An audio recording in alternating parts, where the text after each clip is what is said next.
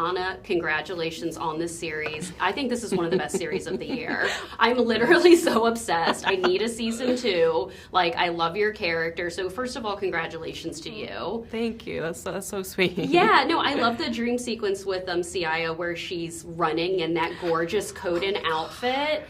Take me back to set filming that day. Love just that moment for her character. And then, of course, she's woken up by Bun, her daughter. So when we would reference the scene, we'd call it Inuit Bridgerton, which was a concept that Stacey, one of the showrunners, came up with. Yeah. And it was like the most perfect description. And you know, it was just a concept to me, and I didn't see the dress or anything as it was getting made. Oh, wow.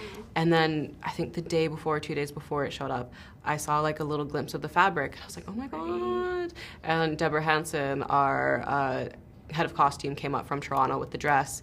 And, you know, we tried it on, and I just had never felt more like a princess. And on the day that we were filming, it was a real event to get into the dress. Because it was like, you put everything on, and then sewed me into it. It took about half an hour to get ready, which kind of does take away from that princess feeling of like, oh, it just zips right on. No, I was sewed into that thing. I was hoping you got to keep it, or like the coat. I wish. But it just was like so gorgeous being able to like run across the tundra. And then there was, so pretty. It's called a qarutik, which is like the metal headpiece with the beadwork down the side. And the headpiece was made with copper wire that was sourced by our Inuit designer that worked on the costume team in cables. He's very big on recycled materials and using what you have and what's around you. So he sourced this copper through cables that were in the landfill and made this incredible piece out of it. It was, you know, it's beautiful and it comes across beautiful on screen, but there's like a real story behind it. What a beautiful story. Thank you for sharing that. Well, another reason I really love the show is like, I feel like I personally learned so much about the Inuit women and the community, which I loved.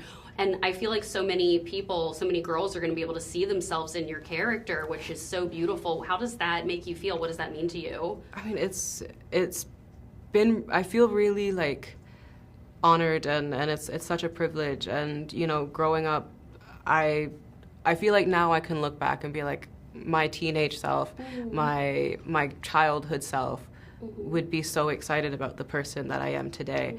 And I'm really grateful that I get to kind of share this experience because it's a really heavily women-led production. Yes. You know, myself, Micah Harper, who plays my mom, Nevi. She's amazing. She's amazing. Yeah. I love Micah so much. And Stacey and Alethea, who are our showrunners and powerful Inuit women, being able to like be this team that makes the show happen has been really wonderful. And you know, Stacey and Alethea are inspirations to me. Mike is an inspiration to me.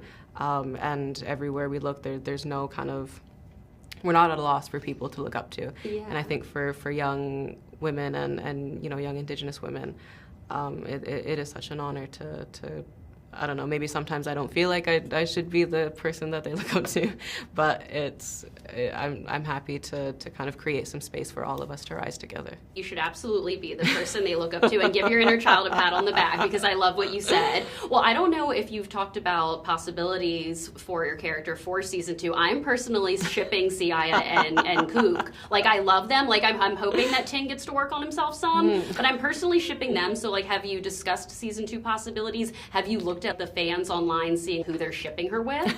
I do. I mean, I've definitely been tagged in some like fan edits of Siaya and Kook. Yeah, like, oh, that guys, the shipping culture has started, which I think is fun and really sweet.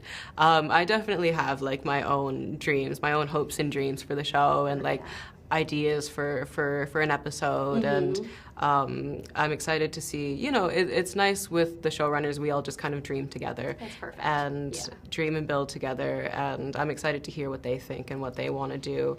And if, you know, if we get a season 2, fingers crossed that, you know, we get to make some of it happen. I'm thinking you're going to get a season 2 and that, like, we can explore it more because I'm down for that ship. I'm just mad that he has a girlfriend. I know, that little twist at the end. I know. Surprise. I was like, no, go to Coachella or wherever she's going. Well, I would chat with you all day, but they are wrapping me on, and it was such a pleasure to chat with you. And I had the best time watching the show. It made me laugh, and like I said, I loved what I was like learning about your community. So thank you so much. Well, thank you so much for chatting today. Yes, so thank sweet. you.